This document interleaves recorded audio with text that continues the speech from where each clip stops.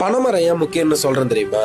குருத்து சீவி கல் எடுப்போம், சுண்ணாம்பு தடவி பதனி எடுப்போம், பதனியை காய்ச்சி கருப்பட்டி எடுப்போம், கருப்பட்டியை நொறுக்கி நாட்டு சர்க்கரை எடுப்போம், காஞ்ச வாழையை வச்சு கூரை கட்டுவோம், வேலி கட்டுவோம், பச்சை வாழையை வச்சு விசிறி மட்டை செய்வோம், பச்சை மொளையை பதப்படுத்தி ஓலைச்சுவடி செய்வோம், பச்சை மட்டையை வச்சு கார்த்தி சுத்துவோம், காஞ்ச கூக்கான வச்சு கார்த்தி கட்டுவோம், காஞ்ச மட்டையை வச்சு விறகரிப்போம், கோடை காலம் வந்தா நொங்கு திம்போம், முத்தன நொங்க பனம்பழத்துக்கு விட்டுருவோம், விழுந்த பனம்பழத்தை சுட்டு சாப்பிடுவோம், மீந்த பனம்பழத்தை கிழங்குக்கு போடுவோம், தோண்டன கிழங்கு அவிச்சு சாப்பிடுவோம், அடுக்கண கிழங்குல கொட்டையை உடைச்சு சாப்பிடுவோம், நீந்த கிழங்கு அடுத்த தலைமுறைக்கு ஒரு பனங்கண்ண நட்டுட்டு போயிட்டே இருப்போம். விழுந்த மரத்தை தலவாளத்துல பொலந்து கட்டுவோம், எழுந்த மரத்தை விளக்கேத்தி கும்பிடுவோம், வளர்ந்த மரத்தை தாய் தெய்வமா வணங்கின கூட்டண்டாயினாங்க. படகு கூட பனைமரத்திலேயே செஞ்சவங்கடா நாங்க. சேர மன்னர் குடிச்சின்னமா பனைமரம் தான் இருந்திருக்கு. பனம்பூவை பல மன்னர்கள் தன்னுடைய கழுத்துல மாலையா போட்டு வந்திருக்காங்க. இதெல்லாம் தாண்டி கடும் வறட்சியை தாங்கி தானும் வாழ்ந்து தன் மக்களையும் வாழ வைக்கிற தமிழருடைய தலைமரம். அது மட்டும் இல்லாம பல கோயில்களுக்கு இன்னமும் பனைமரம் தான் தலைமரமா இருக்கு. இவ்வளவு தாண்டி பனையபுரம், பனஞ்சேரி, பனந்தோப்பு இது போல